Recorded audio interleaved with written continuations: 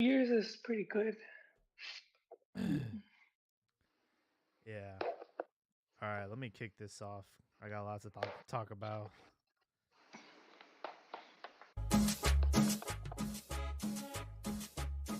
Hello, everybody. We're back to our regularly scheduled program, Cantina MX Football Podcast, broadcasting live on Twitter Spaces, of course, and on YouTube. So hop on our YouTube channel if you want to throw in some comments in the chats, or if you're brave enough, join our live stream on Twitter Spaces and request to speak. Tonight we have Joel joining us. Joel, how we doing? I'm doing good, Jaime. I'm doing good. The World Cup final was quite a feast, Absolutely. and I almost missed it, Jaime. You almost missed it. You forgot to put I your alarm I on? almost I almost slept. Well, my kids are my alarm. They're usually up by 6. I don't know what happened, and they still weren't awake. I just woke up. I don't know if out of habit. I looked at my phone and I had a message. Oh. A friend of mine was like, "Are you seeing the final?" And I was like, "Oh snap!" And I turned it on, and it was Argentina 2-0. Oh, wow. What minute? Yeah, it was late in the first half, Oh, okay. but I did get to see the rest, like the second half and all the good stuff. I didn't miss. I didn't miss all the excite. Yeah, you didn't miss much. Obviously, the penalty kick was controversial, soft call, no VR review, and then honestly, like 75 minutes in, I was starting to make peace with the decision. I had all these memes ready and I had all this shit ready, and I'm like, dude, I'm not gonna be able to use it. And then, that penalty kick, Mbappe puts it away, and then like 3 minutes after, he puts another one away, and then that's when I was like, oh, it's happening. The biggest comeback in World Cup finals is happening, and obviously what happened, but overall, probably one of the best finals I've seen. Oh yeah, without a doubt, man. You have to give it to Argentina, man. They could have. Usually, teams that lose the lead not once but twice, they usually crash. They crash in the confidence department. That team held on, dude. Yeah, and you talk about some of these like championship runs. There's always some like funky things that happen in that run, right? A lot of Argentina's matches were fought like to the last second. Like I think about the Netherlands match. They were up 2-0, and then Netherlands dramatically, Yeah, tie the game up, and you have to be just mentally strong in those moments to feel confident that you can see it through and close it out. yeah, And those yeah. those mind games, bro, with the goalkeeper. Holy shit. well, that's why I was saying that was for them. It ended up being a good thing for Argentina that they lost that first match against Saudi Arabia. They were coming in with a pretty impressive run, and to lose that at the World Cup against, no disrespect, but the weakest team that they faced, it could be very demoralizing. Hey man, it was written in the stars. Argentina could have been down 3-0 at half. They would still won the World Cup. When Oh, you're Saudi saying, Arabia lost, ended that streak at 36. yeah, Uh, impressive yeah, and run. want to know something else? You know Yes. what streak was about to be? 37 years Oh, out of the wait, World wait. Cup. Italy. You know, 36. 36, 36. What's Saudi that? Arabia. Saudi Arabia ended that streak at 36 wins.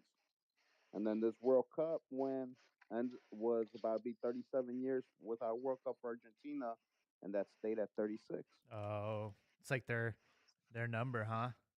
Yeah, dude, it was in the stars. Everything that Maradona meme, where like on the behind them it says December 18th, and then the title of the show they're on it says Nuestro regalo de fin de año. The 86 ref being born January 7th. This ref being born January 7th. It was just everything in the stars. So you're saying Uh, France never stood a chance, huh? Never stood a chance. I told my buddies, I'm like, go put all your money Argentina to win, not the game itself, but like the championship. I'm like, You're it's saying, rid. And the '86, they beat Germany and Belgium, who have like same flag colors, but one's vertical, one's horizontal. This one, same thing with like France, Croatia, and Netherlands. Like all these like signs were just there. Like some people believe that, some don't. There But was a they had like Quilmes 20 in their favor. yeah, there was a Quilmes ad that ran. Like Quilmes is like the beer of Argentina, and they ran like an ad leading up to the World Cup about all the coincidences. Like, oh, the last time Argentina won, like Canada and Morocco went to the World Cup. So yeah, oh, there's a lot of like coincidences so that the planets aligned. some Yeah, dude with That's what you're like saying. '86, Brazil was The knocked out in cosmos two were, Ks in quarterfinals, yeah, like that shit. kind of stuff. It's all lined up. some dude with like weaponized autism like figured out all the facts, man. I will say, All the fun facts. We need that guy here. public service announcement. Just be careful if you're out there celebrating Argentinos. Like I've been seeing some videos of them climbing up on everything like cats, and I like cats. I hope they have 9 lives, bro, because I saw some of those falls and some of those people look dead. So just be There was one reported dead from that flagpole that fell.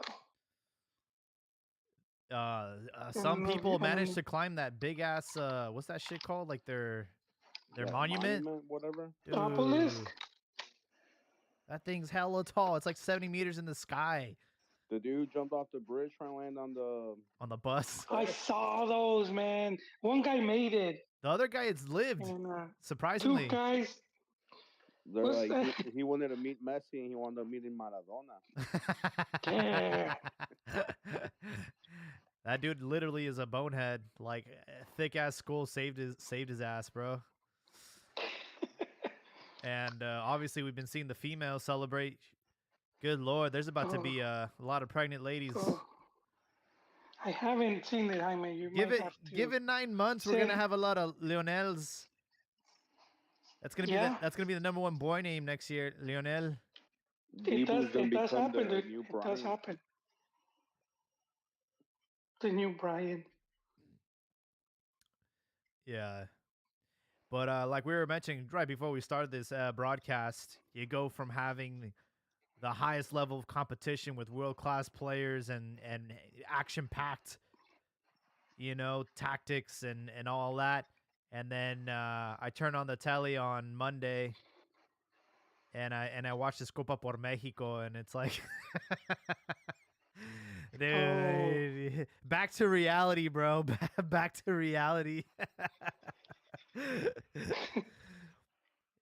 like it's hard to go from World Cup final to watching Chivas play against Santos on the shittiest stadium. Like I don't know what happened with the Estadio Jalisco. I heard there was a Buki's concert, but dude, that turf looks horrible. And they've been playing on it for the first 2 fixtures. I don't know why. It's terrible, man. Well, Jaime, for the record, though, I must state you have two teams filled with world class players. Pretty much any league is gonna pale in comparison. Even the top leagues. We just have such a good view of those top leagues because when we see the games, we see the very best teams. We don't see their average to below bottom of the table. But yeah, it's quite the difference. And we mentioned it before the pod because there's been talk before of a World Cup every 2 years. Mm-hmm. I mean, would you be No, opposed don't to it? do that. Don't do that. Why not? Because you just ruin it all. For example, okay, right now we have the World Cup every 2 years, 24, 26, 28. Okay, Mbappe could win, like, in that case, he could win like next three or What's wrong let's say with he that? wins the next three. He wins the next three. Now all of a sudden he has 4 World Cups. Is he the greatest of all time? When in reality he could only won two. No, He'll be You like the take the greatest prestige of his away time span. from you take the prestige away, and then all the stats just completely get ruined. I We, I we don't lose agree. we don't lose prestige for league or Champions League, and they're played every year. It does lose prestige because look at Liga MX. I can give you the last 10 champions of the Champions League. Ask me the last 20 champions of Liga MX in the same time span, 10 years, and I can't. It Yeah. loses prestige to a level. I understand that it loses prestige, and yeah, you know, it would winning a World Cup. It wouldn't be the same. At the same time, like, what the fuck are we doing waiting every 4 years? I think like 3 would be a compromise. Every 3 years would be good. I don't know. Cause I mean, the World Cup, same thing. Like we were talking about, like other leagues we don't see same level. The same reason, the reason why is because the World Cup is not a coaches league in the sense like a club, like a club league, a club season that lasts all year. Uh huh. You're with them every single day. Yeah. So many games, your tactics, all that. Dude, a World Cup is mainly on the players. If you have a good group of players, they're all rowing the same plays. You got some talent. The coaching comes in here and there, but not to the extent that the players actually have that 7 game influence. You're more dependent on your players than you are actually on the coach. Yeah. The So coach then, has a much bigger what influence happened with Mexico? We had the talent, we just didn't have a competent coach. Why didn't they just call mutiny on Tata and just do whatever they want to do on the pitch? because you don't have players with huevos. Like look at what's his name? The goal, Luis Chavez. He came out and said, we. I'll be honest, we don't know what Tata wanted to do against Argentina. Okay, why are you saying that now? Guardado, Ochoa, Raul, HH, all you guys who are supposed to be the group leaders. He's telling you the game plan for Argentina. None of you know what the hell he wants to do. You might not agree with what he wants to do. How come you still walked out there and did it? Because you can't just do mutiny on. You just Well, I can't do mean it. that one guy. It was his opinion. The other guys might, you know, believed and trusted in the coach. Well, he said, no sabíamos. He didn't say, yo no sabía. So Yeah. I'm He going off his words. he's probably he didn't want to throw everybody under the bus, but I'm sure there was a group of people that felt the same way as he Yeah, did. I know Chucky Lozano was visibly upset, and against Saudi Arabia, you saw him and Antuna have a moment together. But we mentioned this on Sunday. Like, what would you like to see change in the World Cup? And no one brought up the 2 year thing. I honestly love, like, this is my favorite time is like the World Cup. That and the Champions League, in my opinion, are the highest level of football, like competition. And obviously, it draws even the casuals in. So they're not gonna be following Copa America and Copa Oro. This is like it. This is it for them, and I would not mind increasing the frequency of that. it is because you saw how many people were like talking about World Cup. People that normally never comment because it's such a like it's the world event, you know. Yeah, And that's what I'm saying. Every 2 years we'll water it down. That's why they talk about it so much. Even the guy that's not even a casual fan, the guy that doesn't know anything about soccer, the guy that thinks that Cristiano plays for Argentina, they talk about it because it's a big 4 year moment. I don't know because that's what they said when the World Cup expanded. Once they started going past the what was it, 16 teams or whatever it was, they started saying it's gonna get watered down, that's and it's true. at 32, and it didn't happen. It's hard to say. It really is. What I do think would happen is you would definitely take away from club football because then you would need players that will be dedicated to selección because it will be qualifiers and then basically World Cup. So it will be more national team games. So I guess I'm agreeing with you there. Check I out. guess I'm agreeing with you there that it probably. I mean, it's hard to say. I don't know if people because we're even now off the bat we know there's people that prefer selección over club. Yeah, Really? but also with your other statement. They took it from 16 to 24 to 32. But how many Yeah, teams are in FIFA? Like 100 plus? 200 over Yeah, 200. 200. So yeah, obviously you had to bump it up. The same one right now they're bumping it up to what, 48 or what? Yep. Yeah, 48. But then Okay. they were talking about maybe just doing this World Cup, this next World Cup at 48, and then going back down to 32. Well, I mean, with the 48, honestly, I think the watering down is mainly going to come from CONCACAF and Damn. Asia. No love, no love, buddy. No, for real. I mean, like your regular teams are still gonna produce at the same regular levels. You might have some African teams that might jump on that Morocco run, but from CONCACAF, you're gonna tell me like Honduras, Guatemala, Nicaragua, El Salvador, whatever. They're gonna Panama. Panama. They're gonna go on some run. No, those will be the teams that water it down. Same No, they thing. can't. You Same thing wouldn't over in think. Asia. Like maybe like your Korea's or your Middle Eastern teams are part of Asia, right? So yeah, like your Qatar or whoever, all that stuff too. All those guys will probably water it down too. But as far as like Common Bowl, Europe, Africa, you're probably much gonna get the same thing you're getting right now.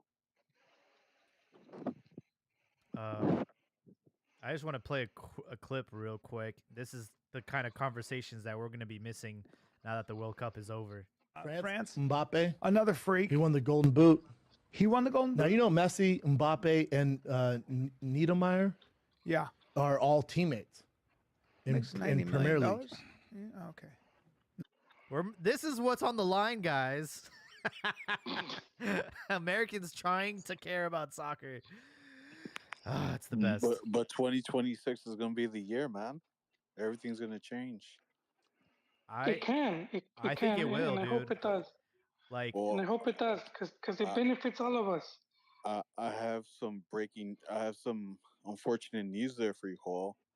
In Yes. this, in the final, the final that just happened. Yeah. Fox cut away to show the Cowboy Oh, yeah. and Jaguars game. So I think they have their priorities straight, man. Yeah, but that's Fox. That's that's Fox Well, they doing got the their. rights to it. yeah. I know, but see, you're going to how it is now, right? And if the World Cup comes here, and if more casuals pick up on it, right? They get in on the desmadre and enjoy all that, like what a World Cup brings, and you have like the whole world in your backyard. They already have the league in place with MLS, and they already have the rivalry with Mexico in place. And it can, if it becomes more mainstream, that's money for everyone, dude. Also That's a remember giant pie with a lot of people get a slice. yeah, You're but saying remember like the World no, Cup's no, gonna be in no. the summer. There's no football during the World Yeah, Cup. there won't be any conflict of interest there. I will Yeah. say though, a lot of my friends that don't speak Spanish were like, "Hey man, so like they're not gonna show the trophy ceremony." I'm like, "You got to go to Telemundo, my guy."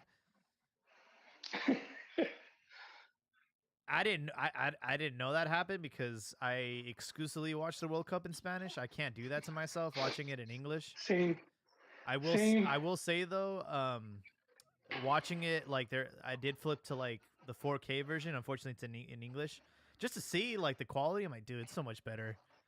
I wish Telemundo could get their shit together, man, because over where I live, it's still being broadcasted in SD.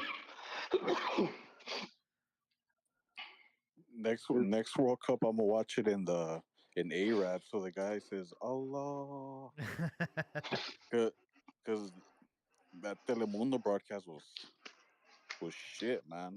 Ah man, Cantor was you disgusting. didn't get teary eyed when Cantor was No, I threw up in my pants. Hey man, I got a little emotional. My first World Cup was '98, and he was on Univision at the time. So I grew up. Yeah. I grew up with Andres Cantor, and he's been waiting his entire life to say that. So hard not to get emotional there. He lived through 2 other World Cups. I don't think as a commentator or broadcaster, I don't think so. Oh, well, I mean, it's a fan. Okay. I don't know. I don't get the Cantor hype, honestly, for real. Like when American fans like listen to how this guy screams goal, so much passion, so much. I'm like, I don't know. There's a lot of Spanish announcer broadcasters that to me sound a lot better. Like Jorge Navarrete, the legend. Super duper goal. Can you say it one more time, Jaime? I missed that. Yeah, just go and Google Jorge Navarrete. He was on Telefutura. Not Tele. Yeah, it was Telefutura at the time. Guy was cringe, man. Him and Fiore, Fernando Fiore, Oh, Oh, Fiore was horrible, man. all time I never, worst. I never liked him as the football. You know, when they gave him the because it used to be in Univision. It was Cantor and Longo, Norberto Longo, Mm-hmm. and they would do the broadcast. Longo was the co- The color commentator. color commentator. Yeah, yeah, and then they would have a sports, and they would just do like a sports show where they would just like review the games, and I really liked it. It was very professional. And then Fiore was doing fuera de serie. The best thing about the show was Sofia Vergara. He always found a way to get her in a bikini, and they gave him the show, and he did the República Deportiva Mm-hmm. with senadoras and all Las that, and it was more like senadoras. Oof. it Oof. was. Oof. It almost like a sábado gigante type of stuff. Like Keep in mind that was during my formative years. that explains a lot, Jaime. So you always tuned in on Sunday morning, right? Oh yes, sir. Sunday morning, So Chivas used to play at 10 a.m. on Sundays. Yeah. yeah, so then and then they booted these dudes out, and then um, Longo passed away, Mm-hmm. and then Cantor ended up in Telemundo, which was probably, I think Fiore having given the lead pushed him out. You know what I mean? I guess he thought he should have been in charge of all that stuff. I did. I don't know if you guys ever listened to his radio, Fútbol de Primera. Mm-hmm. Have you guys ever listened to his I used to listen to it. for one of the World Cups? I can't remember which one, but I was hearing he was no longer at Univision, and he had Grondona, the son. So I confused the names because there's Humberto and Hugo Grondona, and I think Humberto was the dad that was like the in charge of AFA. So it was the son though, who ended up in Mexico. Like someone brought him to do like the youth. Just I don't know why they did that because he didn't have like no track record, and he's the same guy that ended up destroying Argentina's the national team youth program. They went from like superb winning record under Peckerman to like I can't do shit. Anyways, man, damn, this dude was just talking mad shit to Cantor, man. Really? Cantor was like so like he wasn't really saying anything, man. And this dude Like what, Hall? What was he saying? calling him fat and just insulting Oh him shit! and Really? just like it was just fucked up, dude. I was Damn. like why you have this guy on? He's basically yeah. It was a trip. Yeah. Hey, but didn't they say Cantor did some like sneaky underworld type of things to get the rights to the Liga MX radio rights or something in the U.S.? Nah, cause I think he's just been long enough where it was like he was there from like I wouldn't say the beginning, but like long enough where not many people were like bidding for it, and so you were able to get it pretty cheap. I could have sworn I heard he did some shady stuff, but I'll take your word for it. Nah. Sometimes you're just around at the you're just like around at the right time, and you get to benefit from stuff. Like I got to apply to the World Cup as freelance, and it's like through FIFA, and it's really difficult to do it now. And I got accredited, and like now it's like you have to go through USSF, and if you're going through USSF, they're checking like all your body of work and all this other shit, and how much have you covered US, and it's pretty difficult now. You would have to have a lot of work with a lot of like top sites. So it's just I was just lucky in that sense that there was like no coverage, you know. So it's like it just made it easy for someone like me to get that.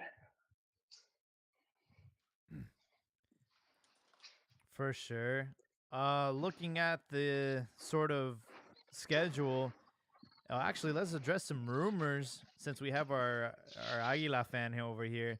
Ochoa is he's leaving. He's going back to Europe. He's going to Salerno, Italia, southern Italy, very close to Naples. How do we feel about this, Ricardo? Are you happy? Are you sad? Oh, I'm ecstatic, man. You say that Um, now. Because he didn't oh, want him in the team. I'm I'm I'm jubilant. I'm all that wrapped up in one. But what I will say is I seen a picture of the that place is going to. Man, that place is beautiful. Yep. That's like some like what's that old Nazi movie, the that I black don't and know white movie, the what kind of movies you What? watching. Like Life is Hitler Beautiful? propaganda. What? Or are you talking well, about That yeah, was well, in black and white. let's just go That with was Life in is black. Beautiful.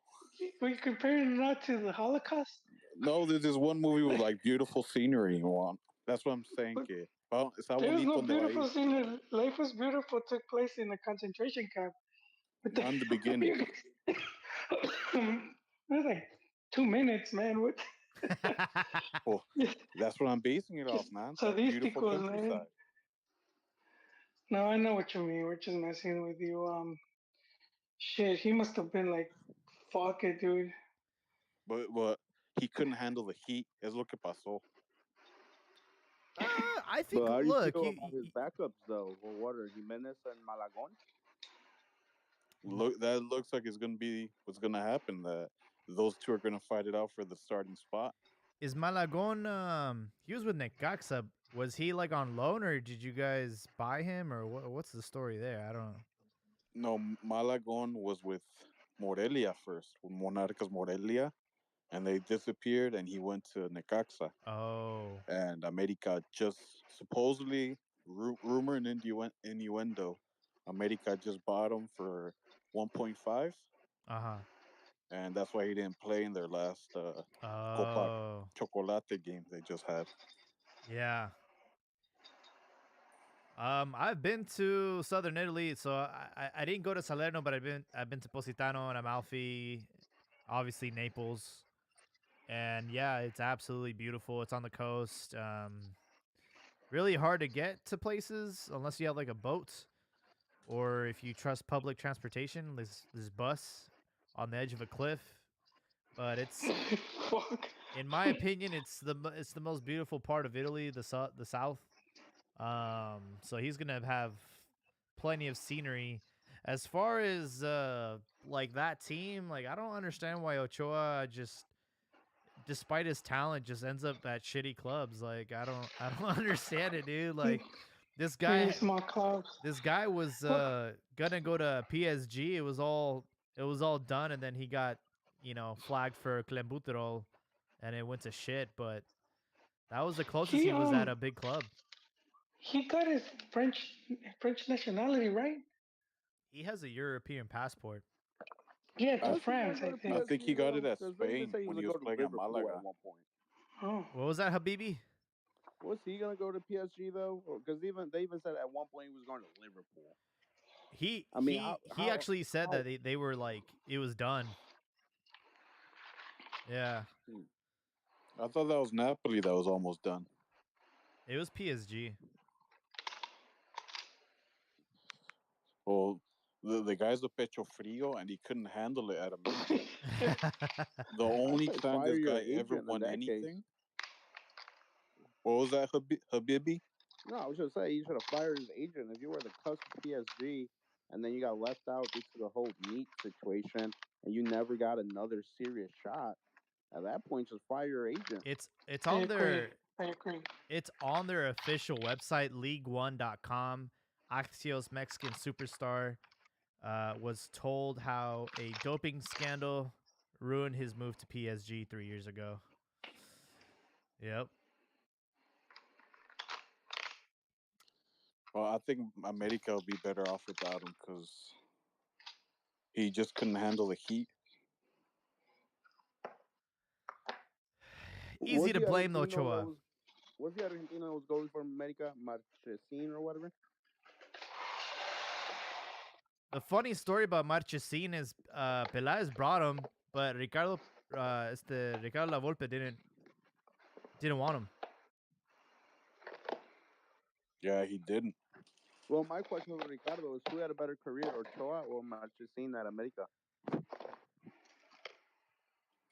If you're asking me, I Yeah. think Marchesín has a better career.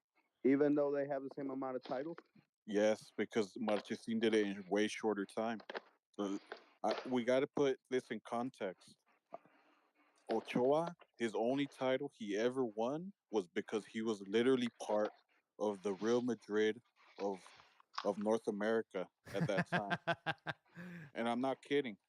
Cuauhtémoc, Kleber, Piojo Lopez, Hugo Castillo, Pavel Pardo.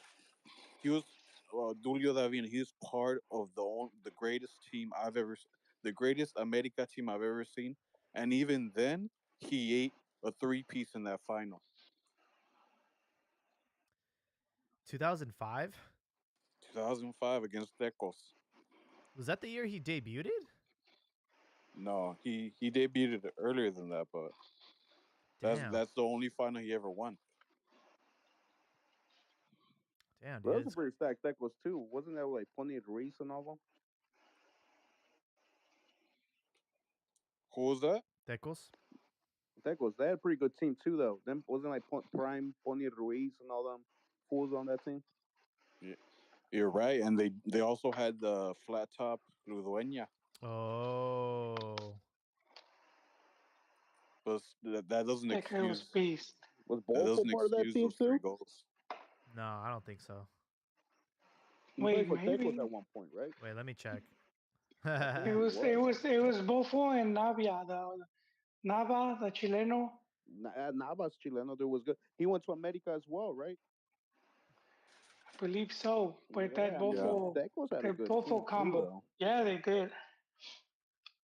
but that America team was the way better than them. Yeah, I'm trying to find the roster there. So Well, you're indifferent about this this transfer. You don't really care for it. Oh, I care about him. I care that he's gone. Just, look, you guys heard it from me here first. In the next season, we're gonna win it.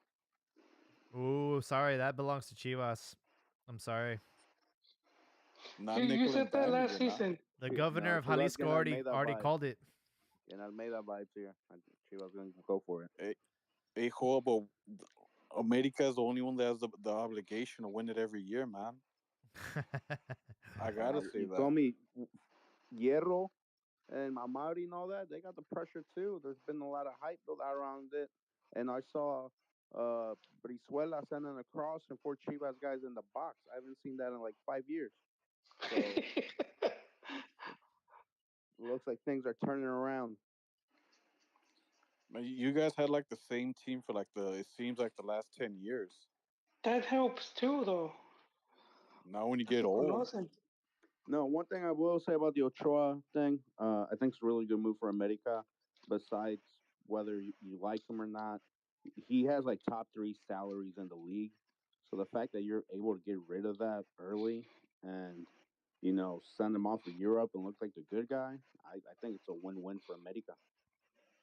Good Yeah, point. he's leaving on a free transfer. That guy was overpaid. Yeah, but the other option was they were in talks of renewing his contract. So you still Yeah, got rid of all. You're no longer putting all that money in. he's probably gonna come back and retire at America. I don't know about that. Hopefully not, man. Where do you see him returning to then? He's gonna Chivas? cash out at MLS. Yeah, that's what I would go Chivas. I with. watch him be at Chivas. No, he's gonna cash out at MLS. He might have like a 1-day contract at America and a going away game, but Well, who has a point there though? Chivas does happen to get all of America's scraps. Yeah, we're gonna get Yeah, Raul we got Jimenez soon. Peláez, Hermosillo. I was looking at that lineup. Jesus Corona was the goalkeeper for Tecos. You had Flavio Davino, you had Ludeña, you had Juan Pablo Rodriguez, Lillingston, ballers. Carlos Morales. Eduardo Lillingston. Yeah, Livingston was nice. yeah. But on the other side, you might be right about the being in the Real Madrid. You had Cuauhtémoc Blanco, you had Piojo López, Aaron Padilla, Pavel Pardo, Germán Villa, Rojas, Davino, Castro, and Ochoa. Oh, I forgot about Padilla, man. That guy's. I get butterflies thinking about that team, man. I never liked Lara or Villa. Hey, I but thought they were overrated. that was like a Mexico national team plus foreigners right there. So you guys agree that was like the Real Madrid of America Latina, like in Cuervos, right? I don't know. Weren't you guys in Copa Libertadores that year? How are you doing Copa Libertadores? I would say of Mexico, not of America Latina.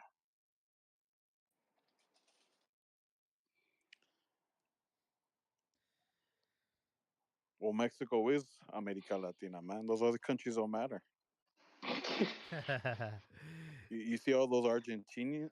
That's why those Argentinos. That's why their currency is so devalued. They're all outside celebrating. None of them are working. Dude, you see all those people came back to their cars and all the tires were gone? Yeah. Oh, that's fucked up, dude. Yeah, I saw that. Damn. Hey, man. Casualties of war. You win a World Cup, you lose tires. What do you want? You can't have it all. Also, you guys, I've never heard of them. I don't know if any of you guys have heard of them. Some Argentina band, those Caligaris.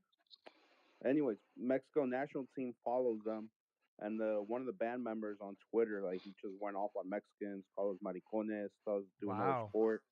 The Damn. band came out and they got rid of him. They said that They got rid of the dude? yeah, it's an Argentina band, and they said that Damn. it doesn't align with their views. I had never heard of them, but apparently they're big in Mexico. Everyone in Mexico loves them, and Oh, the Mexico wow. national team follows them. Like, so apparently it's a big deal. And that's what I'm saying to all the Mexican like Messi fans and the people that were like, "Oh yeah, good for Argentina." I'm like, bro, these guys don't give a fuck about you. In fact, they hate you. They don't have to. Come down. Oh, calmado. Calmado, mi Jaime. Like the guy that was trying to give them a sombrero, and they're like, "We don't want that shit." I'm like, that's dude, dumb, dude. Come on. I'm just I would've saying, done the like we're over same, here dude. like licking their nuts, and they don't do. They're like, they don't care about us, Hey, bro. don't say we. We, yeah. I'm not say saying some of us. y'all. I'm just saying there's. We son una manada. Yeah, I'm not into that. I'm not trying to like LARP or jump into someone's celebration and here rep my shit. That's I'm not a why You Salt Bay you guy, got people okay? trying to be like Salt Bay, trying to take photos with Messi and the World Cup trophy and some dude just the some clout. dude made a pretty good point on one of the comments. They were saying if Mexico was celebrating a win and they bring him like an Uncle Sam top hat, you think they were gonna put it on? Nah, but the Mexican sombrero is like a universal. Dude, you get those at Chevy's on your birthday. You go Nah, to you're Chevy's thinking on your like a birthday. They gringo give then. you a hat, bro. They give you A sombrero. Mexican restaurant, of course, a Mexican themed restaurant, but No, but there's a thing you think about Mexico. It's the World Cup. It's like the world coming together. the way I see it, if I win a World Cup and I have everyone, I got like Asian people, Africans, like throwing me like cultural things that are they hold like special to their heart, and they're giving it to me as a gift, as congratulations. I take it, and be like, oh, thank you, thank you. I wouldn't be like, I don't want this Asian shit, this African shit. Saying that's what he did. I don't want this Mexican shit sticking up your ass. That's Yeah. literally what he said. He didn't That say is that. that's He wrong. said, give No, it he to said Ochoa, Bobo. He's like, you're giving it to no. the He wrong said person. métetelo por el culo y tu otro. Like he said more than that. Watch the whole It's video. true. I He seen didn't that too. say just give it to Ochoa. That's what they put in the headlines because it was curse word free. Watch the video. He says like 6 different insulting things. Yeah. Who was it that was? Dibu Martinez. Dude. But I sort of have a theory on that because like you guys, I agree with you guys. That guy, because that guy that was doing that sombrero, that was chasing the bus with the sombrero, he works for Tu VN. He got exposed on Oh, Twitter, No and way. yeah, and people were calling him arrastrado, What was his sin name? vergüenza. Oh, I don't know, but he looked. Luis Galvez, I think. Or Luis Gabi. No, Luis Gabi. And I don't like using this word because I think it's kind of like played out, and it's not my vocabulary. But when people did use it, I think this is like the most appropriate time to use it because this guy is a beta, man. And I think in general, a lot of these Mexico fans, they're betas too. Like you guys damn. said, I agree. Simp. they all want the we don't have our own stars, so we gotta leech off you guys. And hey, look at our sombrero, rep our sombrero. Didn't So we Pepe Aguilar's daughter like she's trying to claim Argentina now? 25%. That's terrible. That's sad. The mom, maybe? I don't know. She She's did the My she's son has 23 a and me. crush on her. We had a talk. You had a talk. Where I saw those leaks. I hope they're 25%. real. Where's Ron? Because Yeah. he's like, No, I agree. They're betas. They're simps because what they're doing is you're going at someone that does not like you. You know they don't like you, and you're doing everything you can to win their validation, to win their approval. That is simp beta behavior. There you go, validation. That's the word I was looking for. where's Ron? I think he's 75%. No. Yes. Codazo coming in at the right time. So I'm hearing echo. Anyone else? Yeah, I recommend if you're not speaking, just to mute yourself so there's no echo.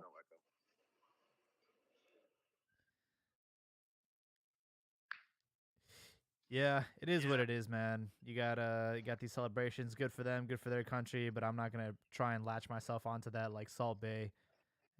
Trying to grab Messi's arm and like, yo, let's take a photo. We're friends, right? We're friends. It's like, dude, fuck you, man. That was pathetic. But you know what's gonna happen in 2026? America, land of influencers and clout. Oh It's gonna be God. much worse. Look, if the tickets for Qatar were 5,000 resale, where like people weren't even going to the stadiums, imagine the U.S. You're gonna be looking at least the cheapest one, 15 G's. It's gonna be all the rich of the rich going. It's just all clout.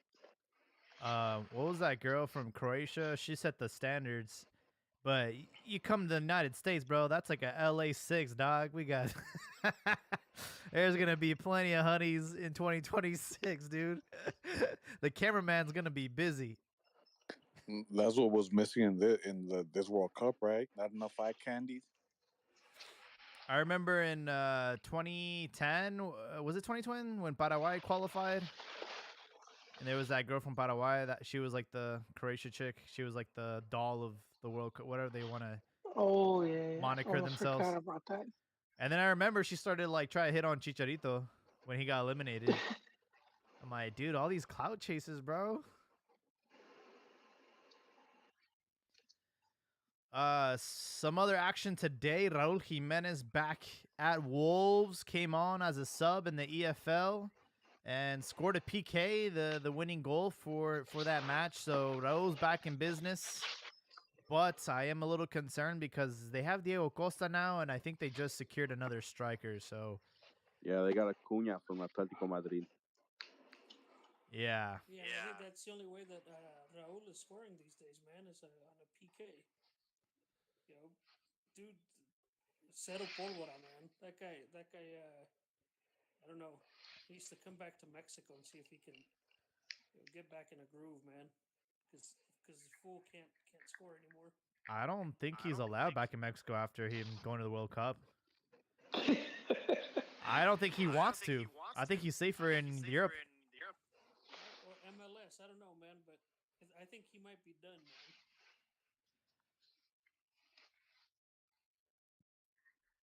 Well, it's good news for Wolves because if he keeps scoring like this, they're gonna raise this price tag on America. Tigres is more likely to buy him. Yeah, you're right. Herrera. Oh no, wait, Herrera's gone. Herrera's gone. He's gone. No, Tigres, America, either one. Or do you guys not think he could contribute to a Liga MX team? I 100% think he can. I think that's where he needs to go back to, man. Because ever since he got jacked up with the head injury, his head's not back into it. Maybe he needs a little bit more of a finesse league right now just to get his shit back together. That sounds like MLS. That's a I think that's an MLS move. I think that's the smartest, safest because, like I said, he had to disable his comments and all that, and there's still a lot of hate towards him in Mexico, and I don't think it's safe for him. No, Jaime, I said finesse, not amateur, man. Finesse? Man. Well, you said safer, and I know you were referring to the comments and his well-being, but I think MLS would also be safer in the sense of medical treatment if something happens to him on the field. Yeah. Or safer in the point that no one cares that they play soccer in the U.S. That is true. He could go 7 games without scoring, and no one would say anything. Well, are you doing dishes again, man? No. Elbow, are you on speaker? I was picking up toys. The I'm on speaker. echo is. That's me? Yeah, that's you. Hold on, I'm going to jump off, see if we can fix this. Joel's trying to open his Soylent. Soylent? He's trying to get that bottle open. Soy Also, other safe point, woke culture. No one will be mean and aggressive to Raul because no one wants to get canceled. Everybody should be nice. It's like think about it. Kid. Don't be mean to him. You go back to Mexico, you're the villain. You go to LA or you go to Miami or you go to Chicago, and you're gonna be like the poster boy for those clubs. So I could see him. See. This is Jaime. This is where we see things are changing because a team like Galaxy already has had top players like Zlatan, Beckham, so on and so forth. So they already have expectations for a player like Raul coming in. So yeah, but maybe none of those players were Mexican.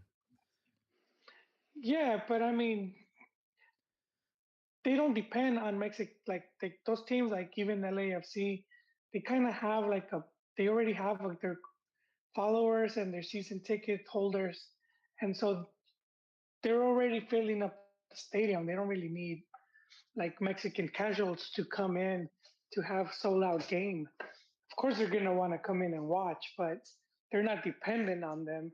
So I think maybe some other team like this, like a San Jose, perhaps they haven't really had Austin FC players.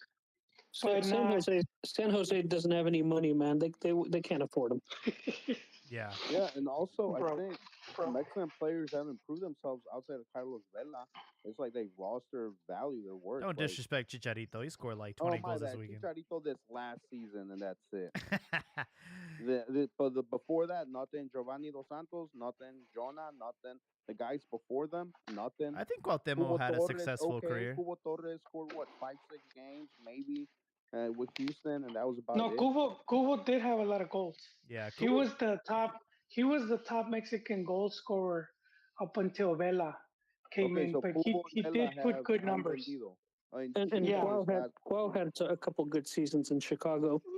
Yeah, he returned to Max, but he did good.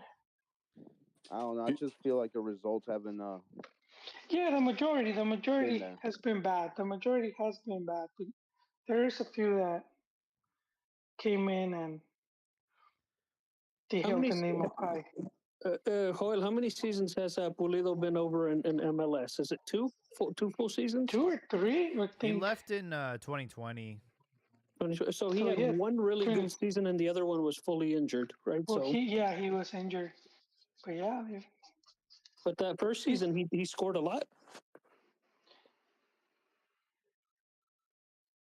I don't know how many goals, but he was scoring. He was one of their. Yeah, no, he scored a lot. I think he was averaging a lot. What's a lot? Double He was digits. Claro, only un chingo, güey. like 5 goals short of like have 7 goals short of having like goal per game. I think. Let's see. Wikipedia says he has 14 goals and 33 appearances for KC. But like, how about that first season though? Well, I think it was that first season where he scored the majority of them, and then he got injured. If I have that right. He had 12 appearances, 6 goals, and then in 2021 he had 21 appearances, 8 goals. Yeah. I mean, not exactly setting the world on fire there. I don't know. Go every other game. It ain't that bad. Yeah, he should have stayed at Chivas. He ended top goal scorer, tied up for top goal scorer. They didn't want him. He sued them, didn't he? Why would he sue them? I don't know. Because of the transfer. Didn't he have beef with JJ? Yeah, Yes. he did. Or Jota had beef with him, but they chose Jota over him. That was part of the deal of JJ Mack returning to Chivas. Well, they felt Pulido was one of the ringleaders of Desmadre. That's karma right there, though. See, he then won them, and then he goes and gets his ACL injury. Yeah, but I think they did a good job. I would have done the same. I think had JJ not gotten injured, he would have been would have had a good chance at being at the national team. And I think he's more of the type of professional player the club wants, especially with depending on youth a lot. So I feel they did the right choice, man. I would have. I mean, I like Pulido. I would have liked him to stay, but it sucks when some of these players have that like they're just negative influence outside of the game. No, I like Pulido, and I was sad to see him go. I respect him, but it was a good decision from a club level. Here's another Real Madrid reference. Papa Florentino has taught me, get the money from them while you can. If they got 12, 13 million from Pulido, that is great. Why are you going to keep them for 2, 3 more seasons, and then you can only get 2, 3 million tops? Someone they're in demand. They got to do the same with Alexis Vega. He has contract 2024. He doesn't show up in Clásicos, doesn't show up in Liguilla. If Tigres wants to give you 10, 13 million for him right now, sell him. Take it. Yeah, but Chivas can't find players like that because they can't find another. Now they're sending him on the loan to San Luis. They should have, once he had that one decent season, fuck it, sell him. With some of the players, million? I think you need to take the one off of that. You know, I don't know if you ever heard the podcast of like Medrano, and I think it was Nestor de la Torre, and he was talking about how they had Chivas and how they had the youth and how they already had it planned on which players was gonna get sold and which ones were gonna. Yes, yeah. So y'all need to hear it again, and it was very smart. And they talked about how the majority of their money from their transfers came from player sales. The club wasn't really giving them money; they would have to negotiate it, and I think that's where Nestor excelled a lot. Where he got a lot of good deals or managed to get a lot of players. Because yeah, if you look at the type of players he brought in, and even the ones that didn't work, but they were like Salvador Carmona, and he talked about how that went bad. And then they brought Gonzo, Gonzo Pineda, who was really good player coming out of Pumas. Um, the other guy, Santana, Sergio Santana. I mean, these dudes were bringing, they were doing really good in the transfers. They got Valencia. But I think that's one of the things that's been missing too. I don't think, kind of since he left, they kind of haven't had anyone that was able to like negotiate. And Vergara was never good at that. He seemed to like alienate the other owners, and he will make comments and say stuff like nobody wants to sell to Chivas. And I remember, I think it was Orlegi that called him out and was like, "I gave you a price. You never got back to me in America."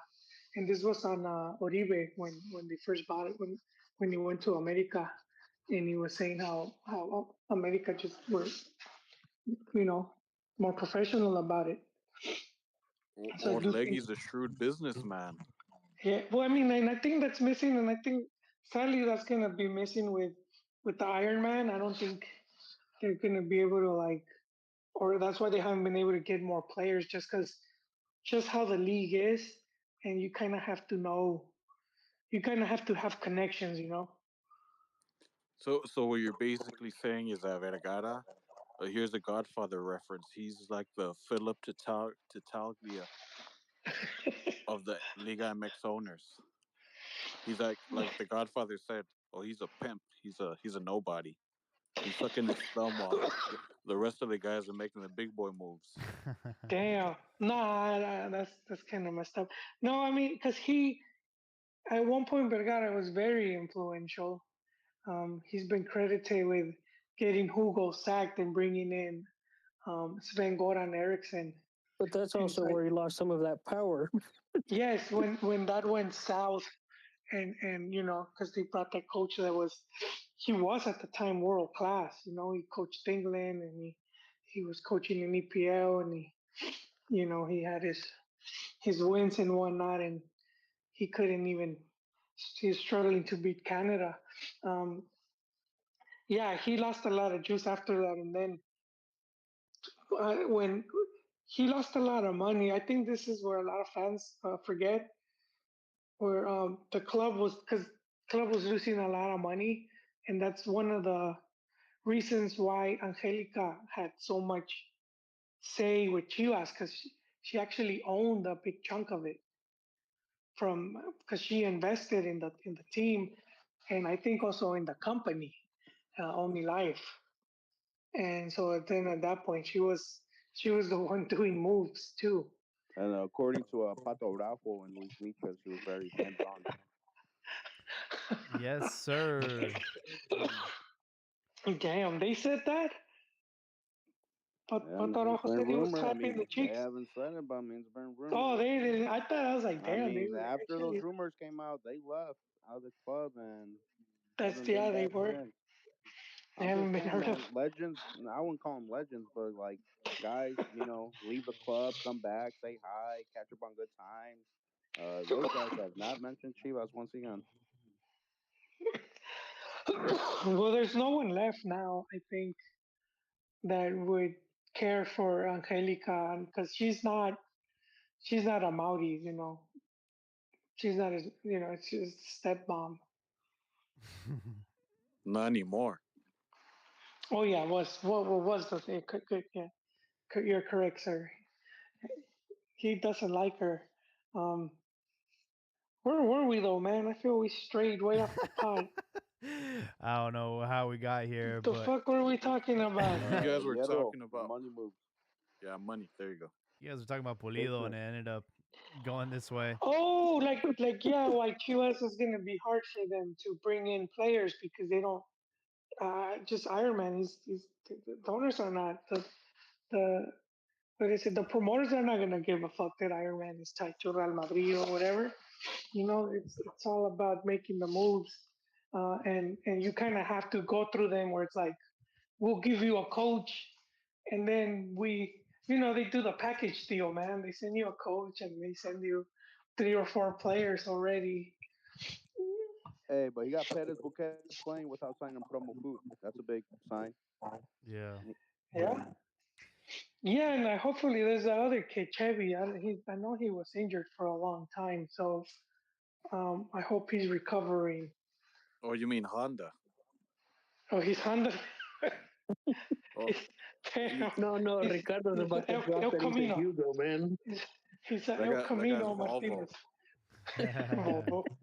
Hey, Yeah, Volvos are secure cars, man. they are. Yeah, You're right about that. But every time that magazine comes out or that list of like the 20 wonder kids in the world, Chivas always has like 4 of them on there, and none of them ever play out.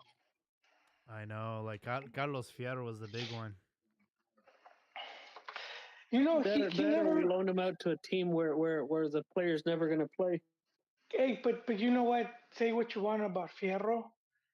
I know he didn't like he's not national team or he didn't like stand out. He still had a very good career, and he got to have like, dude, his cabinet at home has gold.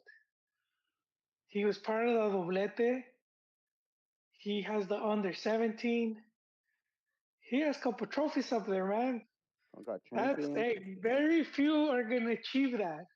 Very few He was players the will only one achieve that that. panned out from that World Cup win. And I do want to say one thing about Ricardo's comments saying that Chivas always has whatever and they'll pan out. Hey, it's not a Chivas thing, it's a Mexico thing. What Mexican kids have panned out to be wonder kids and like live up to it? Remember Martin Galvan from Cruz Mar- Azul? Mar- Went yeah, pro Oh, at man. 15 and had like the biggest hype around since he them. was What happened to 15, Diego man. Lainez? Diego He's Lainez, he's like still it's a there. Mexican thing. It ain't a Chivas thing. Let's get that Very, straight. very few, very few. Lainez Oh, didn't even get on the was- bench. What do you mean very Martin. few? The only ones have been Hugo Sanchez and Rafa Marquez and Chicharito to an extent. Cuauhtémoc Blanco. Well, Yeah, well, on a Hugo tried to be a domestic level. coach, and look what happened. Your Uh, team fired him for being Mexican.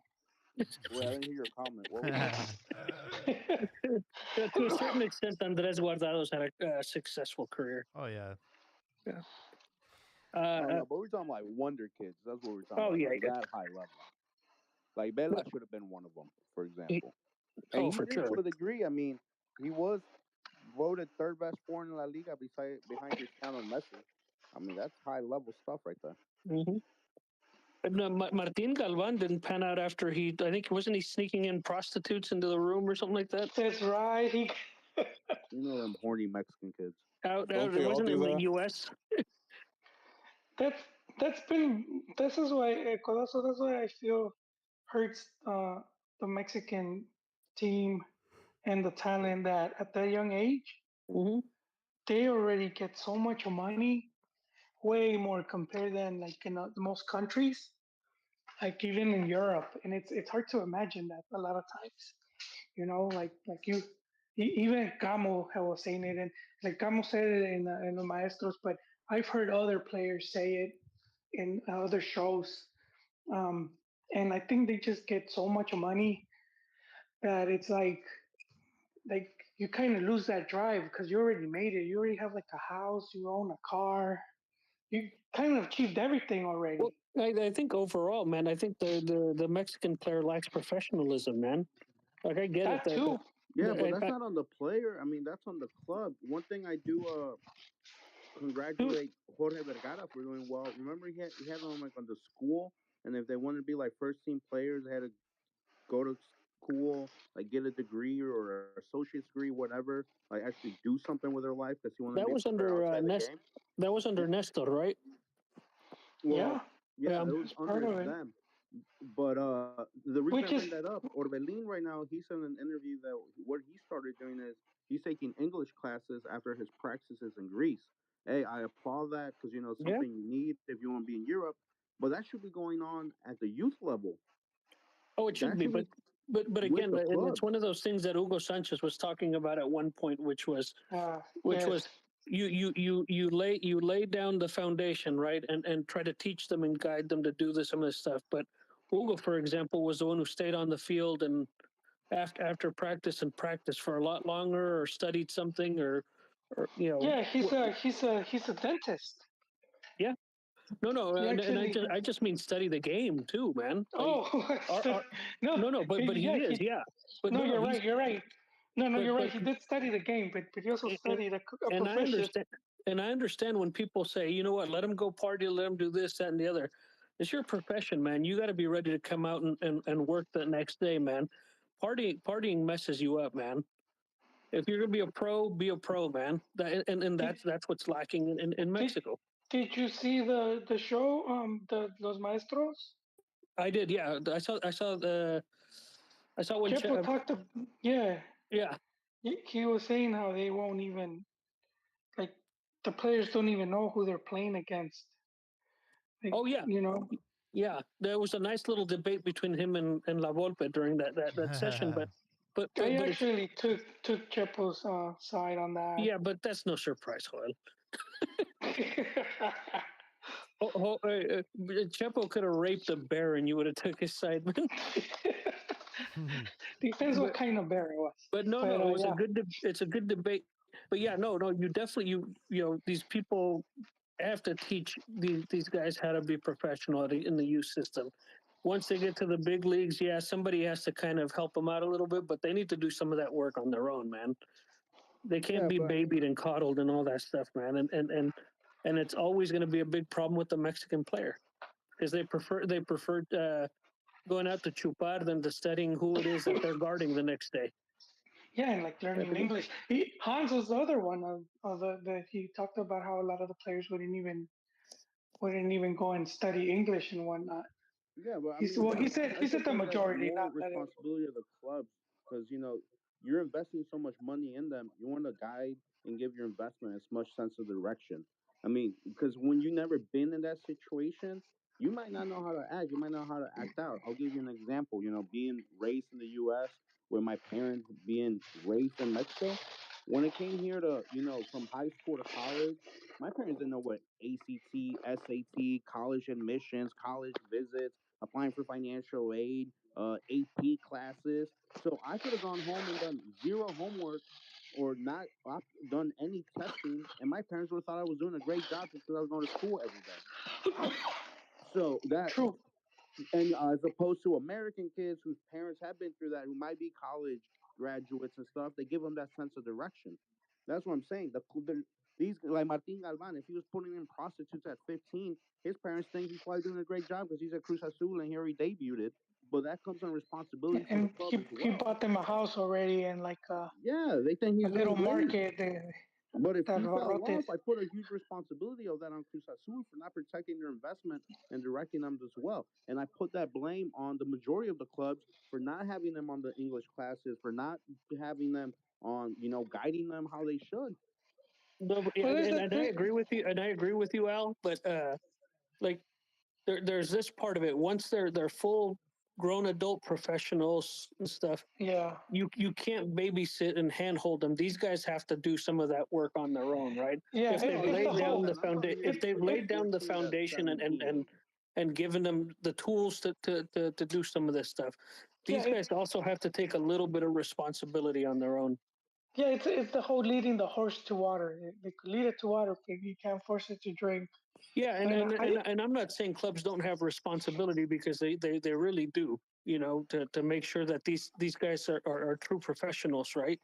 yeah, And that but they I have mean to that. to to an extent because we keep forgetting stuff like that costs money. So it's like you said in the budget. I know some of them offer stuff, but then it's up to the player to want it as well. Because I mean, these guys have a lot of free time, right? On a Exactly. daily, Well, they go and they practice for 3 hours, Yeah, that's it. Yeah, and that's it, dude. And then the rest, they have all this free time to do stuff, and the majority say fuck it, they you just go you and hang can't be out. you can't be holding their hand either the entire time. They eventually have to, like you said, after the training and all that is done, yeah. you have to take care of business yourself. For sure. No, they got hair on their balls, man. They should know how to do some of this stuff.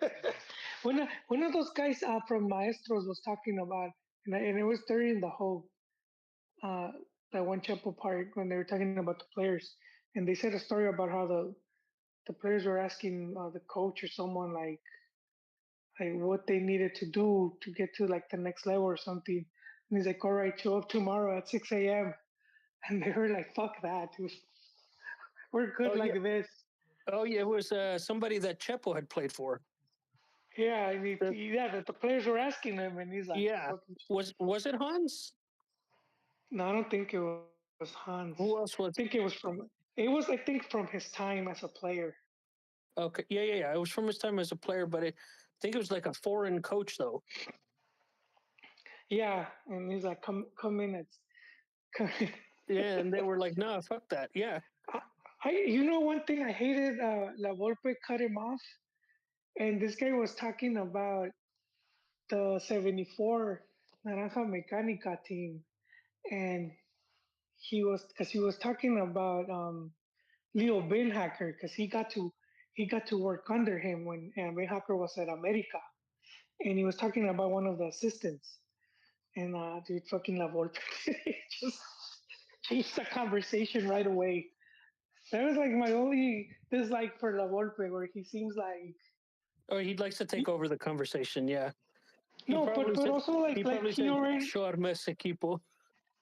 he seems very set in his ideas, where he didn't want to like God, I already know the way, you know. It's like who cares about that? Well, that's the point I was gonna break up right now because you know how we talked about earlier. Like you can tell that this Chivas coach is actually having the influence as far as the tactics, formations, Yeah, playing style. Like for the first time in years, I actually see Chivas. They actually have a sense of like the playing style, what they're trying to develop.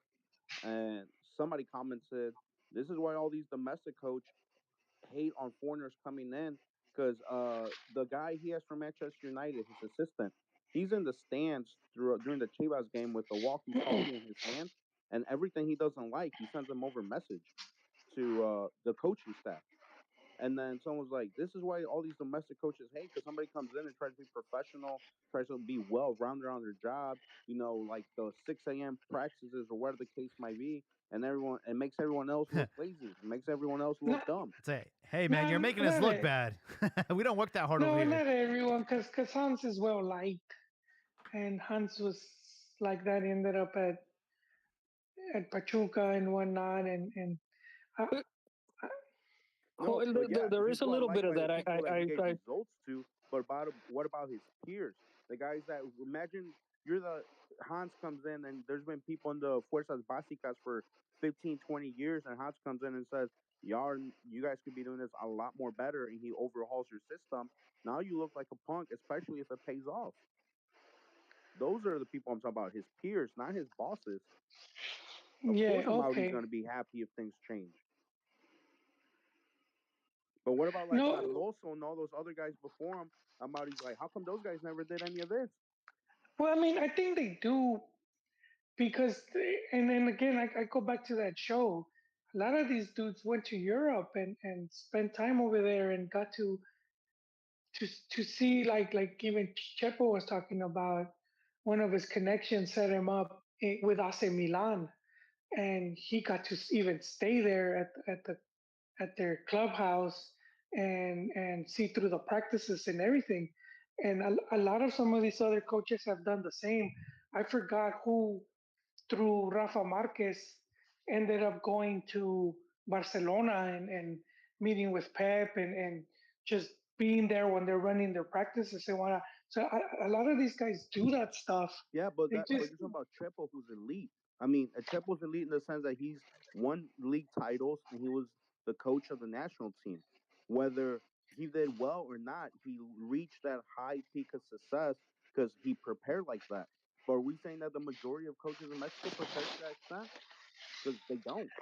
Yeah, what and I agree with Al on that whole. Is I don't see that from too many of the Mexican coaches, right? So you may have Chepo who did that. Nacho Ambriz probably did a little bit of he that, did no, a but lot because he was in with Vasco, yeah, with Vasco, and he even right, coached Atletico Madrid. right, It's and so hard it is to believe that he has such right, a few games there under his belt. yeah, no, and so one of the other shows, so I think it was Spicy Football. Juan Carlos Osorio was talking about that, about Mexican coaches maybe not branching out and doing enough of that as well. And it makes some sense, right? It's if you can get leadership that can lead help build professionals. That's a good. I don't. That's a good thing for the league. Wasn't like Juan Carlos Osorio like spying on some practice? Like he like lived on the house across the He street rented, yeah. from the training He ground. Manchester rented a United, room. no Yeah. City, no, I think it was City. City. I Maybe it think was it was. City. He rented a room, like, or he asked the people that live there if he could like hang out in the second floor window because it was right on the field. But so I think because he did get to work on one club, like setting up orange cones, and then for the other club he would just go and see what they were doing. but the walkie-talkie stuff. Do you guys remember when America did it with back in La Puente days? And they had this one coach, I forget his name. I think he Wasn't ended up in Carrillo up there? Guatemala. No, not Carrillo. Oh, I don't know who was up there. I thought it was La Puente, but they had some other guy who ended up. He ended up in Guatemala. Like no one ever gave him a chance after that. After that, that didn't work out for them. Ricardo, Something was you it don't something remember? Luna or something like that, or Yeah, yeah, Luna. Luna That was it? last name sounds familiar. Yeah. I know Those moves. Piojo did it when he Like got the walkie-talkie stuff. like I think suspended. He was on the walkie-talkie. Yeah, I've seen that when they get suspended, but I think what Al's referring to is like maybe an assistant coach over there, kind of Yeah, having that bird's eye view, man. You that know, perspective. But they do, yeah, they do that a lot is that in right, Europe. Al? Habibi, Habibi. Al Pastor. He left. No, No, they've he's done it in Mex he's before. there. They've done it in Mex before. Have coaches, assistants watching from the stands. It's like in the NFL. Sometimes they have like an offensive coordinator up top, right? Mm-hmm. Yeah. Yeah. It's really not the worst idea to have somebody up in in the palco just Yeah, because you can getting see a view, people right? out of position, or you can catch things that you wouldn't see from the field Yeah, level. in real time. Cause yeah, you're right. Yeah. That's what Michel Leaño does now for you guys. he's the fact that he's still there is kind of scary. He's still there? Oh Jesus. Dude, they never officially sacked him, and as long as the what is that family Leaños? the Akron the Martinez Oh or yeah. whatever, he's tied. He's tied to that. Yeah. Dude, seriously, they never made an official announcement. They didn't really say what they were gonna do with him. Yeah. Did nothing, dude. He just He's our team albañil now, man. he's he's like those dudes that failed upwards. Yeah. Just he just ended up in some high office position. They actually created a department for him in Chivas. They're saying on W Deportes.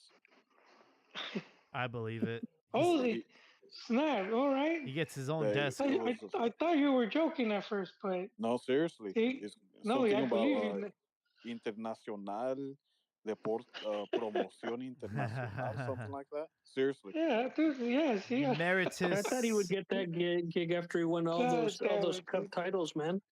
Failing Including upwards, dude. EPL and the World Cup, man. Yeah, man. But while we're on the topic of Chivas, we cannot ignore their performances in the Copa Por Mexico last night. I don't know if I was witnessing Chivas, if I was witnessing France out there. They scored 4 goals against Santos. And the player that has been getting the most shit, Ormeño, man, shut me up with a hat trick. And which will later, if he does have a good season, send apologies to Pelaez. nah. But he's like, no. nah. I will say, there's 10 teams in this tournament, and Chivas are the only ones that have a perfect record. And the way things shape up, there's no like knockout phase. It's just like accumulation of points. And the number 1 team in Group B faces the number 1 team in Group A. And as of right now, it's America versus Chivas in the final. Oh, nice. But I believe there's still some more fixtures to go. America also won their match. They beat Toluca 2-0. But Yeah, it's one of those things that I think you put it right at one point when we were chatting on the chat, Jaime, and that's the Carlos Ochoa comparison yeah, with all that, and so until I see Armando producing during the regular season, I'm not gonna get overly hyped up about it. Ocho's goals though put Chivas at the that's Libertadores. true. This is So true. yeah, but he did suck after that. I remember when Carlos Ochoa, was announced as signing. Excited because he was one of the players that went to Osasuna, right, with Aguirre. Yeah, Aguirre was like one of my regrets was not taking Ochoa to the World Cup. Then he takes him to Osasuna and he Mm-hmm. does nothing. Yeah, and I don't know where he ended up after that, but he ends up at Chivas, has an incredible preseason Interliga, and we're like, this is gonna be our guy for the next couple years. He's gonna be our guy, and he's like, sorry guys, I ran out of goals. That was it. That's all I had. And obviously with Ormeño, him just joining Chivas was very controversial. They had to bend some rules to get him to join, and didn't do a fucking thing. And now in preseason, he scores a hat trick. I will say for his mental and for the mental health and for just having the confidence as a striker, this will be a big ego stroke for him, and that's exactly what you need. And hopefully he channels this and he does it in the regular season. Yeah, it takes a while sometimes. I mean, he was having really good seasons at Puebla. They take him to León, where the coach just preferred the other guy they had there, and just didn't really use him. And then he comes into Chivas kind of with the pólvora mojada, and then to top it off with all this other pressure on it, and just I guess that affected him a lot. And but I think if he's shit has died down and he managed to shake a lot of that off, shake off those cobwebs, and if he could maintain his form, I mean, because I don't really see no reason why he should. I don't think he sucks. I think he's a pretty good striker. Yeah, it's just like you go into Chivas and the camisa pesa and a lot of pressure. And when you're a striker, you're expected to score goals, and if you go on a dry spell, it just starts to accumulate. And, and the coaches too. I mean, sometimes coaches have you playing a certain way, and if this guy hasn't playing in a way that suits him better or is better for him, even that, even that has an effect. One of the other things to look towards for the Chivas season is Jota is supposed to return. What is it? March, April, February, he had said. February? Okay. Yeah, he said in an interview, but I do think by March he should be like at 100. I'm guessing. So is this going to be the season or no? I'm not as confident as Jaime. I do Oh, think that guy's a good coach. I'm only saying it because of the mayor or the governor of Jalisco called Oh, it. El Gobe, he, He must have been on that Leaño shit. I could He see went, them going to Liguilla guys, because Chivas gonna be champions. I'm like, holy shit, dude, calm down. Chivas, and I've been doing the numbers and I've been telling people, but I get no respect. I've been showing the numbers for the league, for Chivas the past seasons, and for the most part, they were about 5 points from top four. And it's a very league with all these teams are very close, and it's only like 2 games where it's like if they would have won 2 games, they would have had like just would have all of a sudden would have been considered a phenomenal season. But having lost those games or not being able to win, all of a sudden you're like in eighth, ninth, and now it seems like you're mediocre. So it's kind of funny how we like judge these things, especially I would say Mexico fans, how we will judge a whole performance. Which I was having a discussion with some gentlemen on Twitter because they were saying how Mexico's mediocre, and I'm like, dude, well, can you prove it that they're mediocre? Because they're, like, show me the money type of thing. Just saying it, that's more like your feelings. But to maintain at a top 15 for the past 30 years, that's you can't be mediocre and stay that high. So is 15 the bar? Is that the crossing line where mediocre and good separates the teams, or what? No, I think that's just because we're going off of our how what we believe the team should be at. We have like these high standards that we'll set for the national, not for ourselves, but we will put it for the national team. Uh, and it's just because it's very difficult. It's very difficult to maintain at that spot. There's over 200 teams, um, and it's we've been seeing even recently. It should be more obvious, right? Italy missing in 3 World Cups, Germany not being able to make it out of the first round in the last 2 World Cups. And if we're looking at a team that you could say, who's doing shit right, it would be like Germany. They've held on to the coach. They won the World Cup. They got a top league. They got top talent. They got youth. So you could say, these, they have it spot on. And then they get to the World Cup and they shit the bed. So I'm gonna say part of it is because it's a very short tournament. It's only 3 games, um, so they end up looking bad, and that's kind of what happens with Mex. A lot of times it's just 3 games, one bad game, and that's it. Mex was what could have been a tie in any just which game we would have said maybe Poland game ball could have gone our way, and they would have been through to the next round. But overall, that performance is not that far off from how they've been doing since '94. But isn't expecting that that one penalty called, or that one loose ball won, or that one Yeah, red card not called, isn't that exactly what mediocre is in football? it depends how you're judging it. I'm just saying, Mex is at the level they've been, where it's when they get to the World Cup, they're basically one win, one draw, one loss. That's kind of how they always been. When they do better, they'll have like what 2 wins. What was it? 2 wins when they beat Ecuador and Croatia, I think. Who See, I who wouldn't was call it? Mexico Italy. mediocre either, Joel. But Yes. I wouldn't exactly call them good either. I would call them, they're just the Mexico level. They're right there. You know?